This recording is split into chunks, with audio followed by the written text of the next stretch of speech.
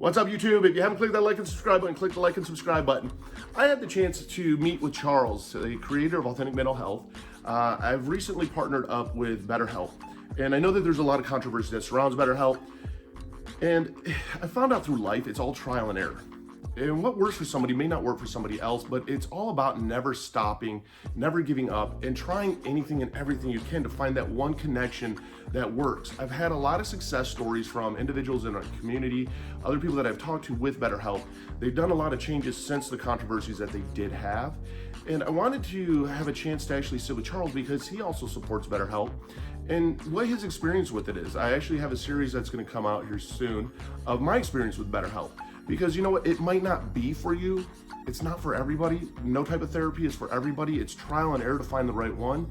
And the more tools and resources that we can get into your hands, the easier that trial and error experience can be, just finding the right help just to make it out that front door. So I had a great time meeting with him, and you know what, here it is.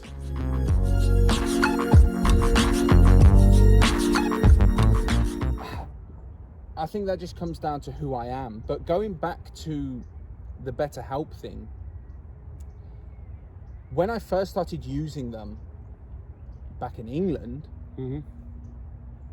I didn't leave my house for 4 months. Okay. I did not leave my bedroom pretty much for 4 months. And I was just a mess. Honestly, I was scared to leave my house. I was scared to leave my bed. Even when I was in my bed, I was scared. I thought I was dying 24/7. I thought I'm gonna feel this way forever. I thought, you know, I cannot talk about how I'm feeling. Nobody would understand me. They'll think I'm crazy and lock me up in a mental asylum because of, you know, the stigma attached to it and everything. And I was like, I cannot carry on like this. And it was actually my mom who mentioned BetterHelp to me, right? And I'm not sure whether it was the beginning of, I'm not too sure about how long they've been around. I know they're fairly newish on the scene. Right. But she said she saw them, it was either on a TV commercial or she saw an advert when she went on a website. And you know when you go on websites, there's like things like, and she said she saw an advert to online counselling and therapy, and she thought that's exactly what I needed at the time, because they're not going to get you to a doctor. Well, let me explain, okay? So my mom knew how badly I was suffering, obviously, because I was living at her house at the time. And she would make regular appointments with my doctor to talk about my mental health and try and get me some sort of help. 10 minutes before the appointment I'd be over the toilet on my knees, heaving and throwing up because the thoughts of my head of leaving my house. Right. That's how bad it was for me. And that's what people don't. People think that agoraphobia isn't really a something people go through. People say they say to me, it's just an excuse. If you've not been through it yourself, you don't understand. You know, I was physically on my knees thinking about just leaving my house to go and see a doctor for 5 minutes, with my mum driving me and coming into the doctors with me. Okay, I still could not physically do it. You could not get me out of that state. Anyway, cut a long story short, my mom actually paid for a few months for me to talk to somebody on BetterHelp. And I'm not saying that they fixed me completely. I'm not saying that, you know, they stopped 100% of my problems, but they gave me tools I needed in that specific moment of my time to help me get through that difficult period of time. That makes sense. That makes total sense. Like, what was it like? What was the tool that they gave you? I'm just curious, because people always hear that, like, I have tools or give you resources. What was the tool? So depending on what you go in and say, so they have different things that they can do with you. Like they can do like CBT therapy with you, even though it's over. Like they can talk you through it and things like that. And that's things that they were doing with me, and they were giving me like exercises to do daily and like log. One of the things that helped for me a lot was logging every hour or every time I felt a certain way into like a diary, right? And after 30 days, they told me to look back at the book for a couple of reasons. So I can see progress of you know, or the other way. Or regress, or regress, progress, whatever. And see patterns. Right. Okay? And this is important for me anyway. So I can then see over 30 days what exactly triggers me to go in this state. Okay? And I know it sounds simple and easy. No. You know, it's kind of like, yeah, everybody knows what triggers you, and it's not as simple as that, right? Okay. For me in that time, I couldn't think straight, let alone think what was triggering me to feel this way. You know what I mean? I was just all over the place. And that, when I logged it and looked back over the 30 days, I could see exactly what time I was feeling a certain way, exactly what my thoughts were, because it wasn't just how I was feeling, it's how I was feeling at that time and what my thoughts were at that time, if that makes sense to you. So it was like, well, I was writing down my life, like everything I was doing. Fair enough, I wasn't doing anything. I was just in my bed and I was not doing anything. But I could physically see where I could, you know, I don't want to say improve my life or get better, but they gave me confidence within myself, which at that moment in my life I was lacking. I had no confidence. My confidence was here. Like I didn't feel like a man. Like when I was over the toilet seat with gagging, you know, trying to be sick and my eyes are watering, I felt like rock bottom. Yeah. Honestly, I was rock bottom. And all I needed really was someone to put confidence back in myself and say, listen, this doesn't make you any less of a man. Right. This is okay. You know what I mean? It's okay that you can talk about how you're feeling. It's okay to seek help. And this, it's going to go away. If you work on it and you accept it and you listen to advice of other people and work on yourself, you will get better. Because I'm at the bottom. I can't go any further down. I'm not leaving my house. I'm not doing anything. Like it cannot go, you know, in that sense any low. I can't go any lower than that. You know what I mean? So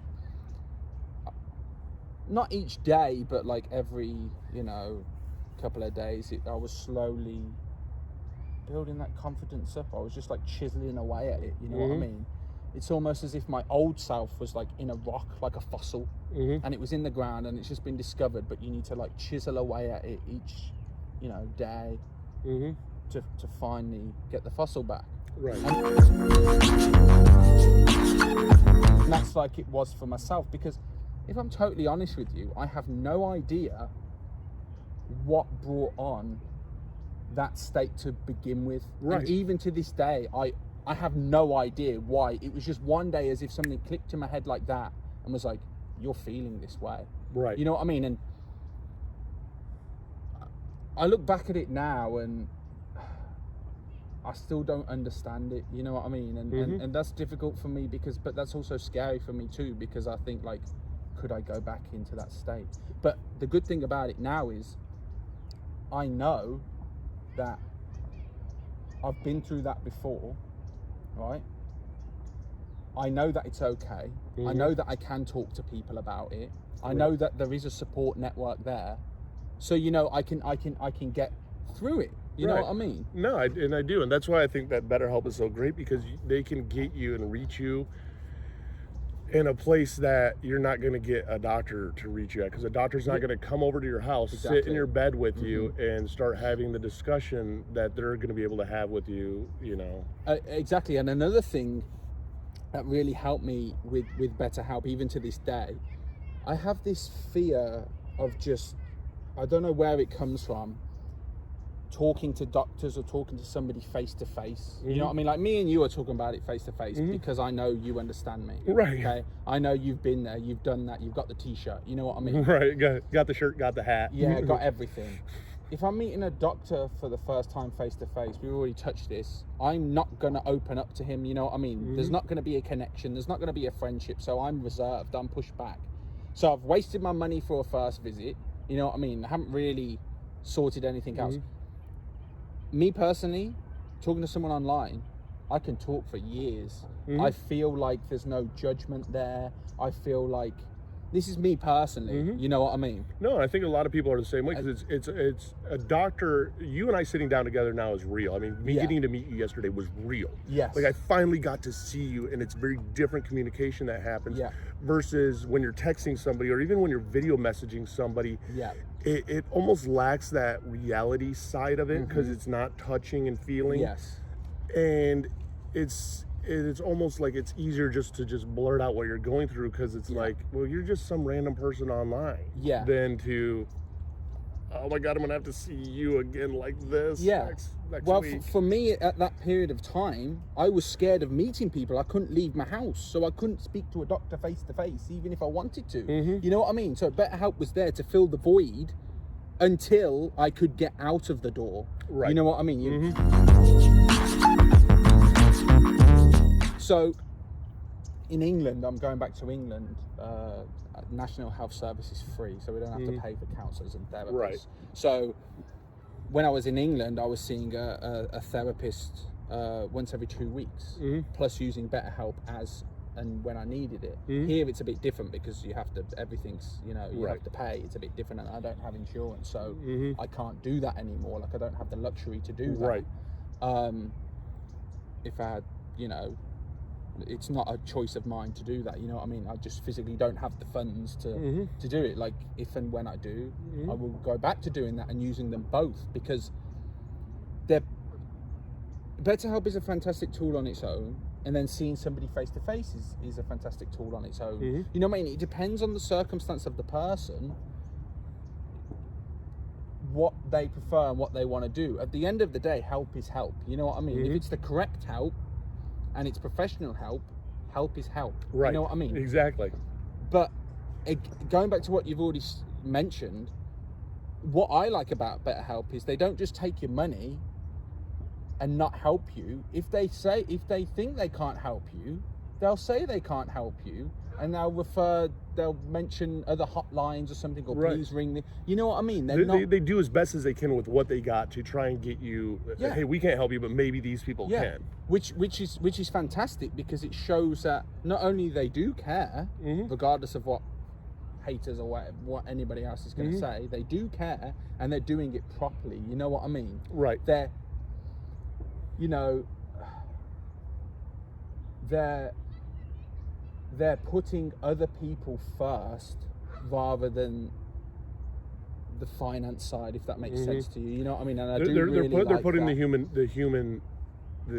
person, that struggling human being. They're putting them first. Then how much money do you have in your wallet? And how much of it can I take?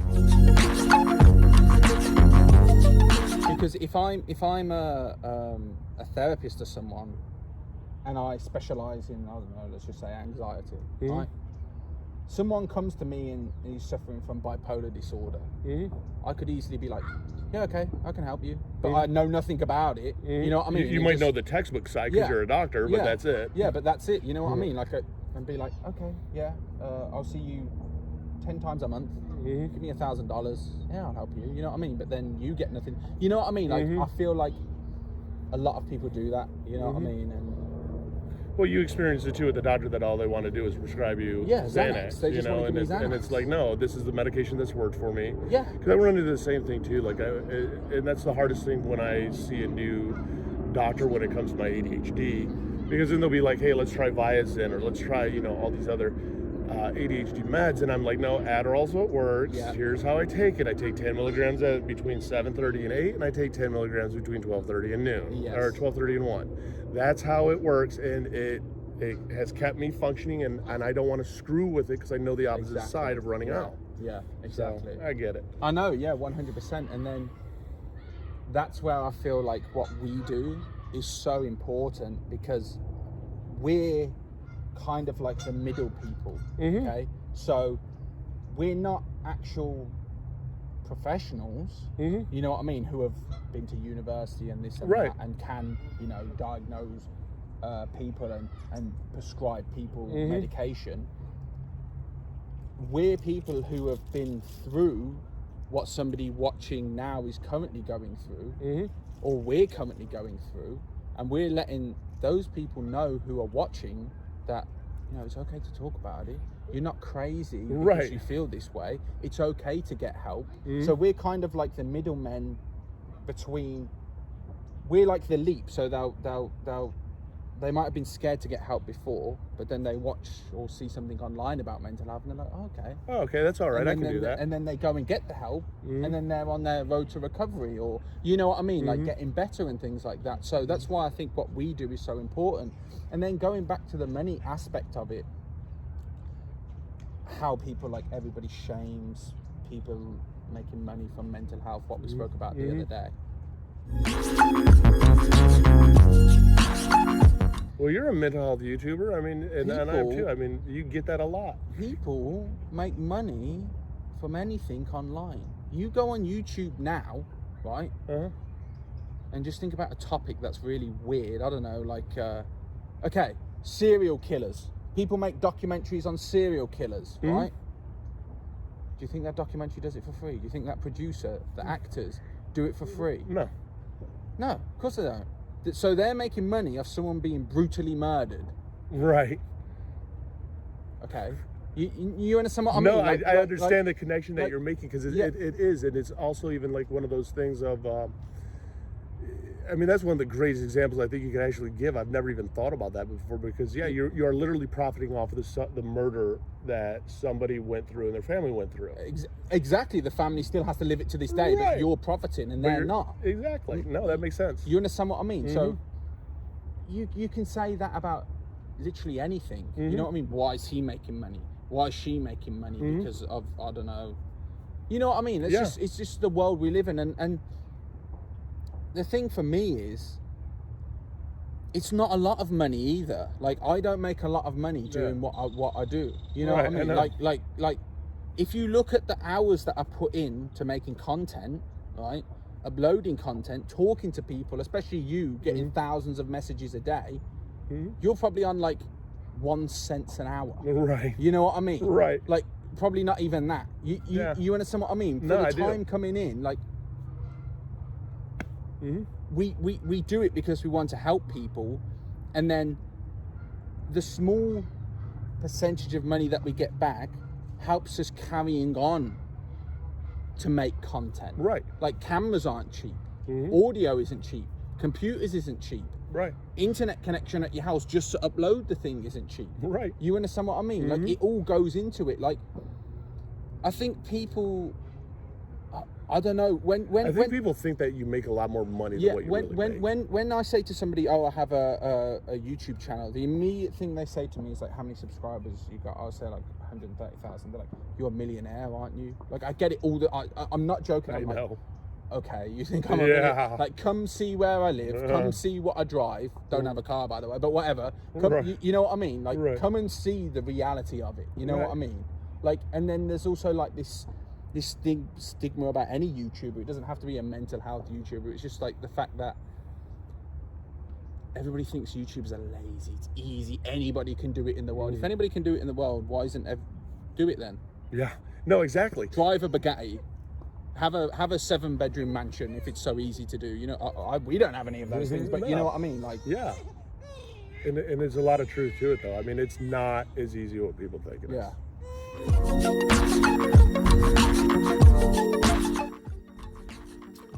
I hope that you got something out of it.